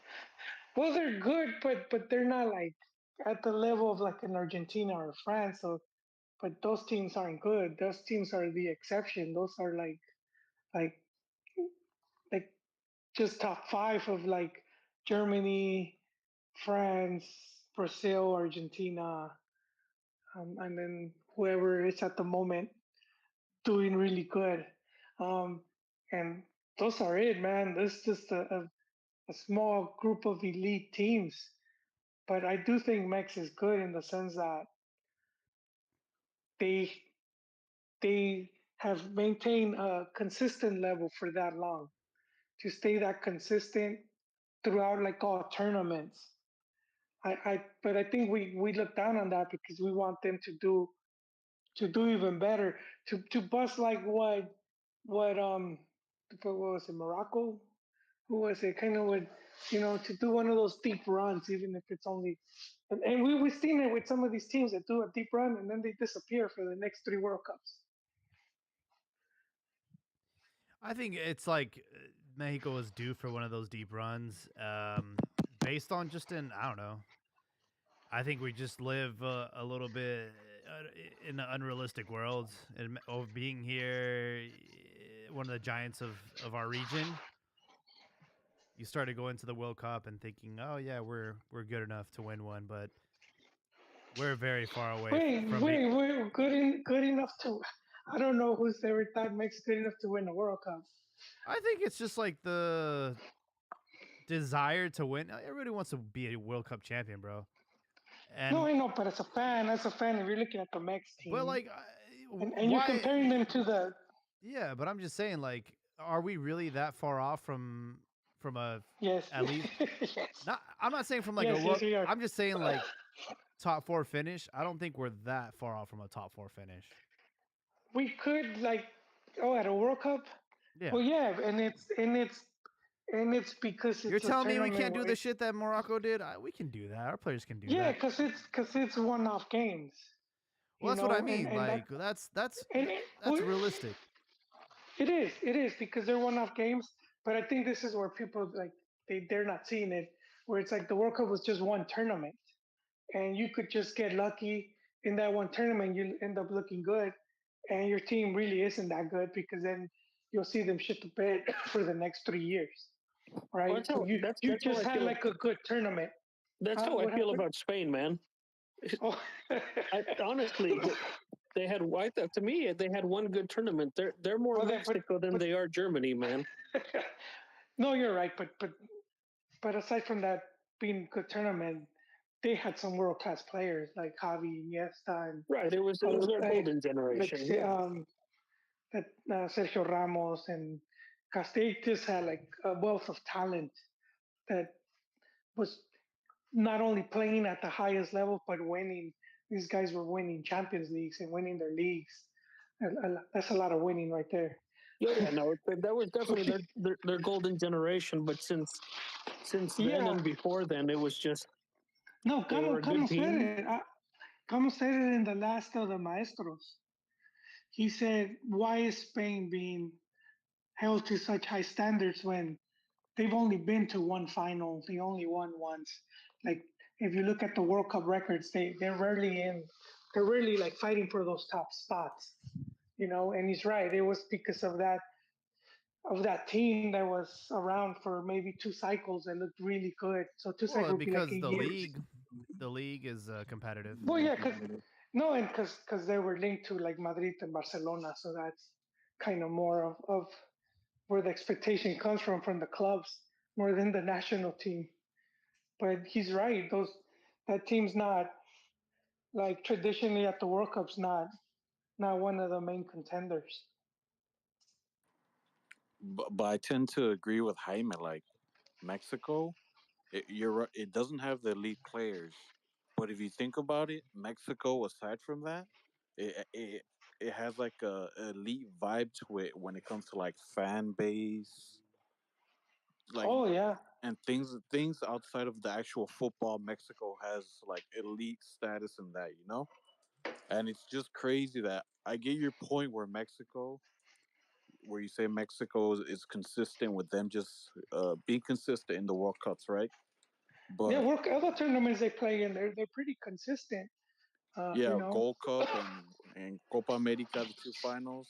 I get that yeah, in like 3 semifinals. Yeah. for sure. But I guess what rubs me the wrong way is you see these teams like Morocco, even Costa Rica, and these other like dark horse teams that happen to make it past way past what Mexico ever has gotten to, and just Mexico, and it seems like in every single World Cup, Mexico just never has that luck or that Yeah. in any game whatsoever. We just get the shit end of the stick for whatever reason. Yeah, Well, and then look at when we have a chance to close out that group, like for example with Osorio, right? We beat Sweden and we avoid Argentina, right? So yeah, so again, part of it's on Mexico to get some of that luck or to create that luck for themselves, right? Or position themselves the right way. But yeah, no, I agree with you. I mean, we've gotten a raw deal every once in a while, man. well, yeah, that one Argentina game. I don't, was it in that when Sorry, I meant Brazil. no, but there was the one Argentina game where the ball Davis gets kind of almost pretty much gifted the goal. Does it hit the goal? Does it hit the ref in 2010? I think it was. Well, Tevez got a goal when he was standing blatantly offside, man. That one is pretty. Tevez was Yeah, like that 5 yards offside, man. was. Yeah, we're all expecting like a repeat of the '06, a more close, more intense match. And this guy right away gets a gifted a goal pretty much. And it's crazy. Like you guys mentioned that, and we always seem to run into these fuckers in the World Cup, and they always eliminate Mexico in the worst possible way. Yeah, Well, I think that's the coco right there because in the players, I don't think they still see them as a boogeyman. I'll say as opposed to Brazil because they they Mexico has beaten Brazil across all levels.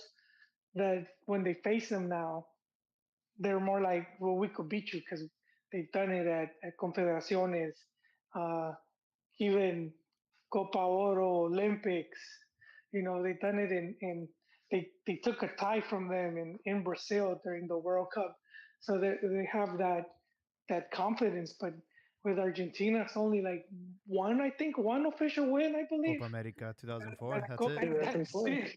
Yeah, and the rest have been pretty brutal. Prison ass rapes. It's like, That's why oh that one guy shit. said, "Hey, we love Mexico. You make great boxers and you guys make great music, but when it comes to soccer, there's no chance. There's no chance in hell." he was exaggerating a bit. He was right about something. So he was exaggerating. I just think it's getting that monkey off the back. Like that's why to me that Copa Oro win in 95 when they beat Brazil at the Copa Oro, and it was Cuauhtemoc and Luis Garcia scoring. And I think that to me was like kind of like catalyst for Mex, like just getting some big wins because from that point on, it's when they started piling on wins I, or playing I think Brazil. What? I think if Maxi Rodriguez doesn't make that goal in 06, that's the monkey off our back right there, man. And It could have probably gone to penalties. We would have probably right, still lost that game. Let's be honest. Damn. but but Damn. but that game in particular, because of the competitiveness of it, right? To lose it in the way that it happened, it was a great goal, and I can't even look at it. And It took a great goal to beat us that day, but at the end of the day, man, it's like they don't even see us as a contender. They don't even see us as a rival. We're like a doormat. no, We're a doormat where to them. Brazil has respect for us, Yeah. Argentina Well, yeah. thinks of us as Mex, cockroaches. Mex just needs to play them more. It's kind of how the U.S. ended up having Mexico's number. They ended up scheduling friendly every year. Mex wouldn't take it. They wouldn't take it serious. They would just go shopping and they'll just get the team together 2 days before the match and then show up. The U.S. would be training. It was like Rocky 3 and U.S. Clubber was Lang and it was Clover Lang just fucking in the and Mex is Rocky when it's like he's practicing, but it's all the media and he's taking kissing woman. pictures. girls. Hey, woman. Yeah, I will Wait, say let me finish real quick. yeah. but but I mean, because that's kind of when I was like paying more attention to football, and I keep seeing all these wins, and I used to be in big soccer back then, and it was only like I was like the only beaner, and it was like all these like gringos, and I'll be like, nah, it's just a friendly, dude. We throw that one away, and it kept happening, and then fucking Copa America '95, and they beat Mexico on penalties, and I was like, oh fuck, well this wasn't a friendly, and then fucking what was it? 2002. To Genu, man, when I saw we were facing them by that point, I was like, oh fuck. I think this is like I was like shit, I don't I wasn't confident, dude. I was seeing it as a fan. You And were yeah, here. You were hearing Clubber Lang's grunts, huh? that yeah, when they ask him when they ask him about the prediction, what's your prediction for the match? And he says pain. That was exactly it, dude. Pain. And yeah, dude, they end up fucking winning that match, and then after that, they kind of had gotten into Mexico's head where they were like the whole Columbus and all that, and it took years for Mexico to turn that around where it was like because then they were even going into Azteca and taking out draws, Yeah. right? Well, it Because wasn't until 09 that Mexico was able to shake that monkey off their back. yeah, well, yeah, the one they were losing Copa Oro. right? When my boy Chepo, they're losing 2-0 and they flip it and end up No, winning that 4-2. was No. that was 5-0, This bro. was Vasco. This is Vasco. Huh? 5-0. Vasco when he fielded Vela and Gio. 5-0. Yeah. That was Vasco. Yeah. Yeah, that was 2011 was the comeback. Wait, which one was first? 2009 last year. 2009 was was the 5-0. Okay, ass okay, beat. yeah, okay, right. Yeah. Yeah, that one, I think that one sort of like kind of reminded them like, oh shit, we're Mexico. It's like they forgot who they were, you know. And then the turning around too, and then under Osorio they finally win in Columbus. Yeah, that was a big win. That was the last And time. so I feel like kind of neat that, man. You start scheduling friendlies with Argentina. Be like, fuck it, we'll go to Buenos Aires. And who gives a shit if they throw the B team? You just have to start fucking beating them or getting results going your way. Sooner or later, you're whooping their ass. And it's like when your little brother finally gets that win. You're like, how the fuck this happened? Yeah. I will say though, like obviously internationally, Mexico doesn't have a good track record against Argentina, but club level and Libertadores, I mean, we've made them our bitch.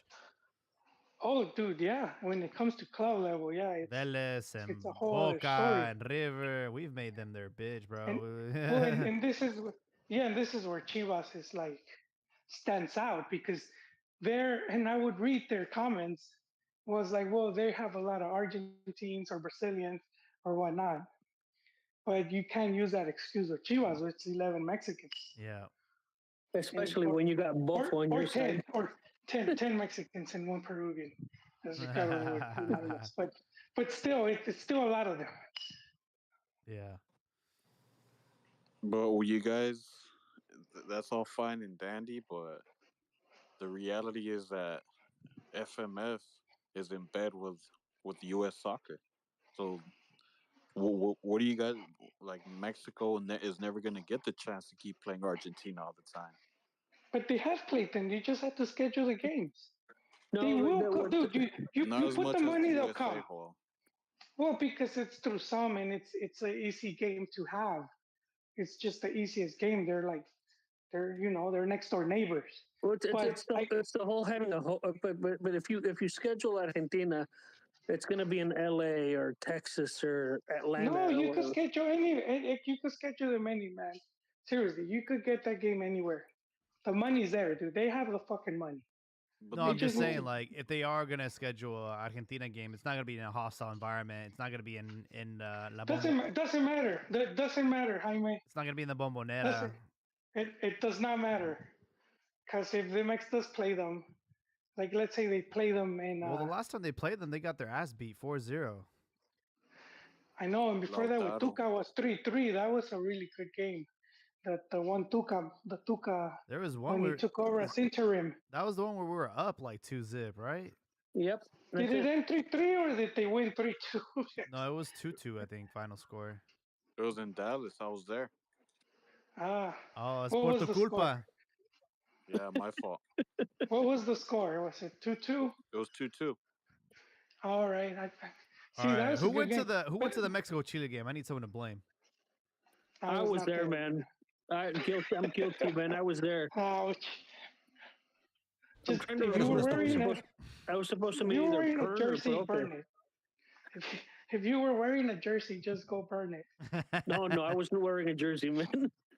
I was covering World Cup in 06 with Martin and some of his staff from, I think it's Excelsior newspaper, and it was the Mexico-Portugal game, and those guys would always wear the shirt. They would always wear the Mex shirt to the games. I never really wore a shirt.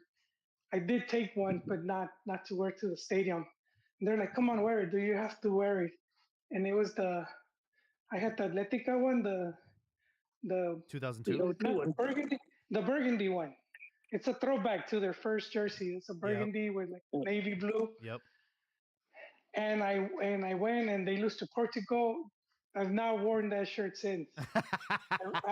I retired it, dude, I hope and I you only also wore got it out of pressure. Huh? you better have gotten rid of your Omar Bravo poster too, man. But I can't even wear that. I can't even wear that shirt no. It won't fit. It won't fit. It starts tearing at the seams. But yeah, but yeah, Koda, so you need to go bury that shirt or burn it or something. Well, no, I wasn't wearing a shirt. I didn't wear a Oh, jersey, man. you were But believe me, you went bare chested. as soon as they scored that third one, I went to the beer line, man. Yeah. 2 beers. He's just like, give me Yeah, I 2 got beers. I got my two, and then add two others after that, man. Shit. I would have just left, beat traffic home. No, there was plenty of people doing that, man. So This traffic regardless. no, I was supposed to meet Pern that day, but he disappeared, and then on a different occasion when I went to see Mexico Iceland, I was supposed to meet Profe, but he got drunk. Mexico Island, was that a friendly? Yeah, at Yeah. Levi's. Was it in Las Vegas? No, in Santa Levi Clara. Stadium. Where? Santa Clara. Out in our hood over here. Hey, how are Alright. soccer games there, man? Trash. Because then when you watch them and then the NFL games, Trash. it's a sweet Trash. stadium. It's trash. I'm not a big fan of the venue there, just because it shares the same parking lot as Great America, and like it's an amusement park, and it's just like, yeah, it's just It's a pretty average stadium, man. Yeah, it's pretty basic. Yeah, especially Damn, from the outside looks big. especially like if you go during like the day, like if it's not a night game. Like I know during the Copa America, some of those matches were kind of like in the afternoon, when the sun was still out, and there's absolutely no shade in that stadium, so it's pretty brutal. Interesting. I honestly had a better time at the Oakland Coliseum when I saw Mexico versus Paraguay over there, man. Oh yeah, that was a great. Yeah, I've had the crazy luck of every time I've gone, I've seen like Chicharito score, like even on his Mexican debut against Bolivia. Oh yeah. Yeah, that was at the old Candlestick Park. But then he scored against Paraguay, and then he scored again against Paraguay. I think it was Paraguay when they did it at Levi's. He scored like 2 goals in like the first, like, I don't know, 10 minutes of the match. It was, yeah, it's pretty cool. But we're almost at the 2-hour mark, folks. I wanted to ask you guys a question to kind of wrap up the episode. It's something I've been thinking about for a long time. You know, you might not be able to say it in a short story, but why is it that you root for the team that you root for? I've always been curious. I'll start. So Chivas, for example. So yeah, it's one of those things, man. It's like it's you grow up with your parents raise you. Your dad roots for Chivas. You somehow just end up getting stuck rooting for that team, right? And you become a faithful to it. And that's sort of how that worked out for me. And that's how I started following Chivas and the Mexican national team. Was there any like like your first memory with like watching Chivas play, or maybe just like when you just fell in love with the team? I don't know if there was like a moment for you as a kid. I mean, you see the striped jersey, right? Mm-hmm. But I just remember loving it was a Chivas game, and I don't even remember who they played, but they won 2-1. But to me, the whole up and down of the game was fun. The back and forth, and again, because we were watching the team with the stripes, I was like, that's cool. All right, Dad likes them. They're winning. Cool. We're gonna roll with that. Yeah. It was really that simple, man. I want to know Ricardo's story as to why he's a America fan. I don't know if maybe he was dropped on his head. He grew up watching Chabuelo in Televisa. Oh, He's you Chespirito. brainwashed. you guys That's want to know where the greatness comes from? A ver. Well, mainly family. I've mentioned before here. I had an uncle yeah. that pretty much brainwashed me into being an America fan, and I thank him every day for it. But you guys got to remember, what did America win during the '90s? AIDS. Exactly nothing. But I was there, man. Well, I wasn't there. I mean, I witnessed one after the dry spell, 2001. Yeah. That Bam that's a Bam great way to come Zamorano, in. and from there, 5 titles. I don't know about you guys, but that sounds like a campeonísimo to me. But but well, America is the biggest team in Mexico. That's mainly why I root for them. But Mexico, I never understood why Mexicans root for USA. Well, they have their reasons and whatever. I follow the league, the Liga MX, and it doesn't. I can't comprehend that. Maybe the younger kids now, I get why they root for them because they're lost and confused.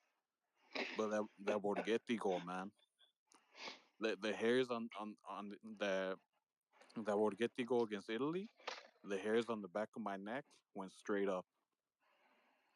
After that, Yeah, that's one of the greatest goals. Yeah. little Ricardo will go to the park and head it solo como un tonto. Just, like trying to recreate that crazy goal, man. That's why I root for Mexico. Damn. Well, I want to know your story. Why'd you become a Chivas fan? What was the what was Well, I had watched soccer like just as a casual, a little kid, just kind of seen it off and on. Because my family didn't really watch soccer.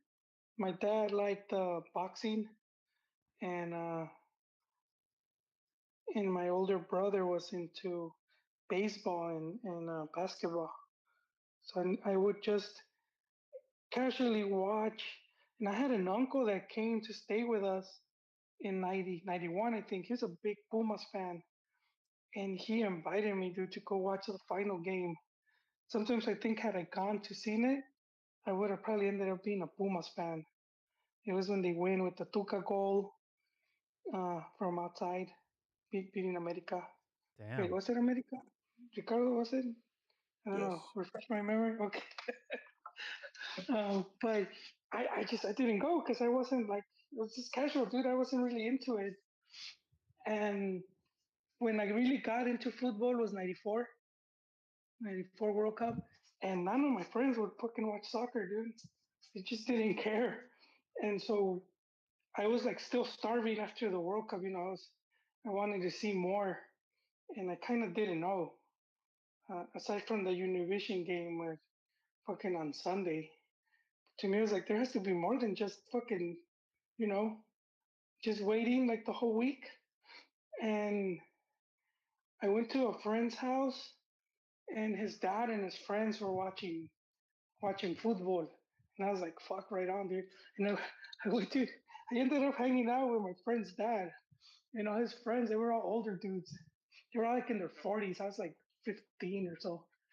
And they were all Chiva fans, dude. And so we were just watching Chiva games with them. And they would take me to the bar because it was back then you had to do, it was the closed circuit. Yep. Not even pay per view, it was closed circuit. So to take me to some CD bar, dude. And to give you the free drink ticket, but I always give it away because I couldn't drink. And then just, I think the whole them being Chivas fans and then just my family being from Jalisco, Guadalajara, just it sort of like all of a sudden was like I didn't choose the team chose me, type of thing. That's that's kind of how it ended up being because I do feel sometimes I could have like easily been into the other sports, but for some reason like I just didn't it didn't get to me because because like I said, my brother watched basketball, and that was back when like Jordan was like starting and he's just being massive. and the Lakers with Magic Johnson and the big rivalry because I did see a few of those games and they were exciting. Celtics Lakers with Larry Bird. Magic and Larry Bird. Yeah, Yeah. those games I remember they were fucking insane. But I never became a basketball fan. And I remember like I had seen some of the other soccer games just like but not paid attention. Like '90 Mexico wasn't there and I just remember seeing a little bit of some of the games and then '86 I was still kind of young, so I didn't. I just remember La Chiquitibum, and so by '94 I was just now I could make sense of stuff, and uh, you know you had gone because like in LA they had previous to that you had like the Dodgers winning a World Series, and then you 88. had Yeah. Lakers going through all this stuff, and dude, that didn't do it for me. And then Kings, they had Gretzky, and so there were all these opportunities to follow these sports, and it just didn't. And I see Mexico lose, dude. They lose to Norway, and somehow that wrapped me up, dude. They fucking, fucking lost.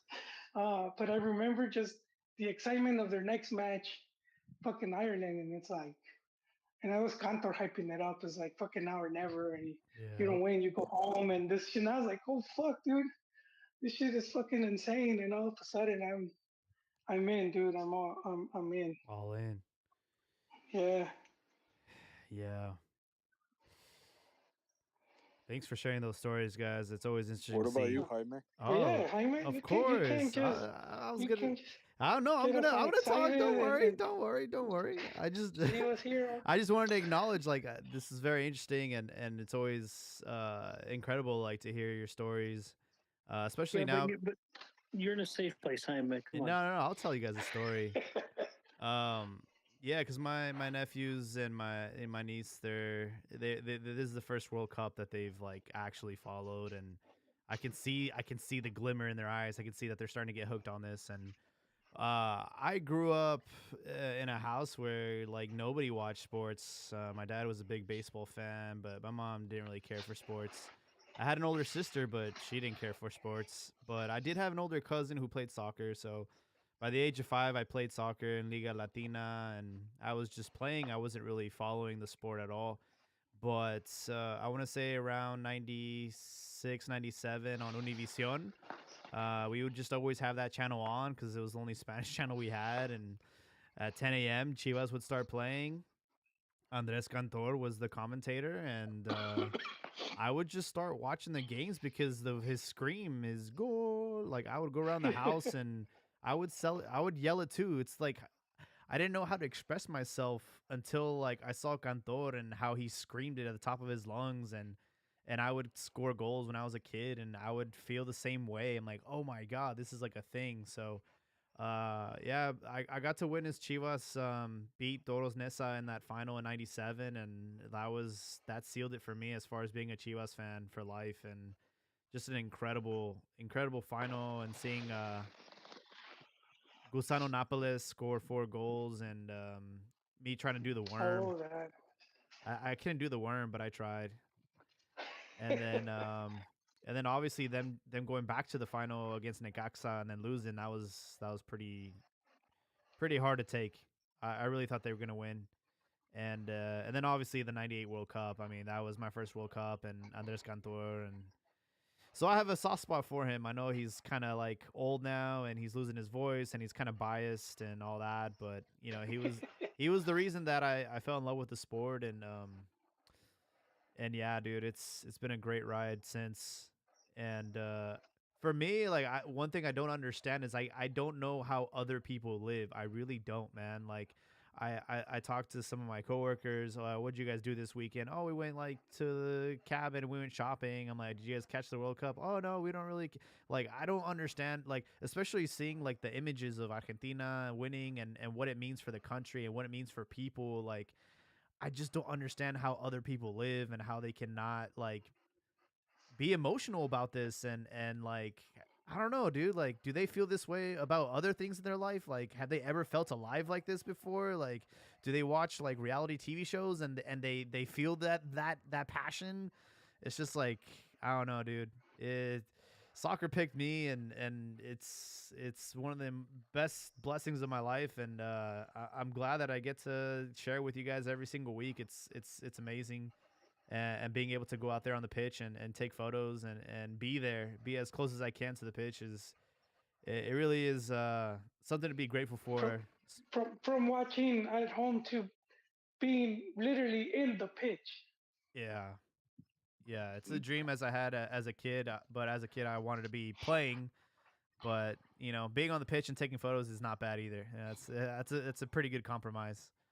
Um, but yeah, and I'm excited for next year. 2023 should be fun. We got the Gold Cup happening in the States, and we have obviously Liga MX kicking off in that first week of January. So, um, yeah, just want to thank you all for hopping on tonight. I don't know if you guys have any closing thoughts.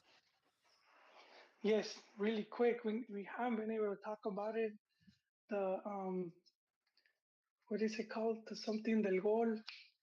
I'm missing the man where they were exposing the whole thing with Mexican soccer. They even had they had a call between Martinez and Sillon de Luisa. Decio de Maria. Decio de María, there you go. What is it? What was that thing called? Something del gol. The the damn dude. Like, Cartel del Gol. cartel. Yes, there you go. Thank you. That's why it's like I feel like I tagged in right when I'm getting my ass whooped. I was like, I'm hanging there.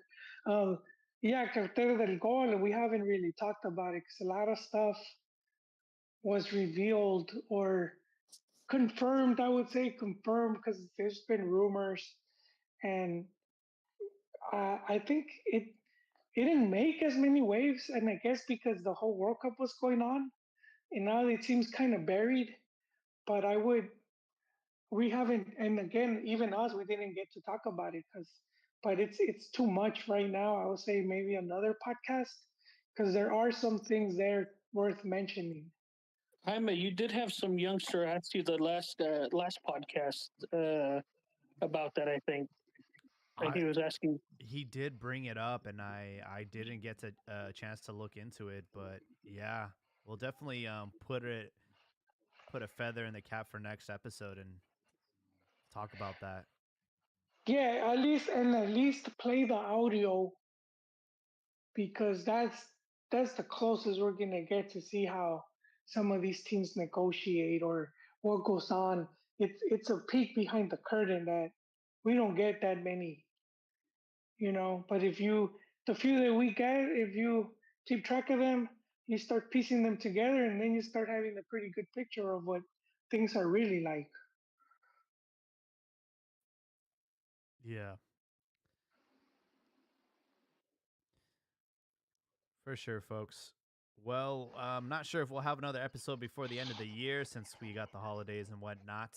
So, in case I don't hear from you guys until then, unless unless Chivas wins and Jaime would oh, call for actually, an emergency pod. well, yeah, we actually will probably squeeze in another episode because the Copa Por Mexico final is gonna be I think at the end of I think like on a Friday on the 30th. So we'll try and squeeze in one more episode before all that. But thank you guys for your support. And Real quickly, yeah, Joel, I don't see those text messages coming through when you guys are jumping on, man. I've gotten lucky the last couple times and I figured keep out you were forgetting, on. dude.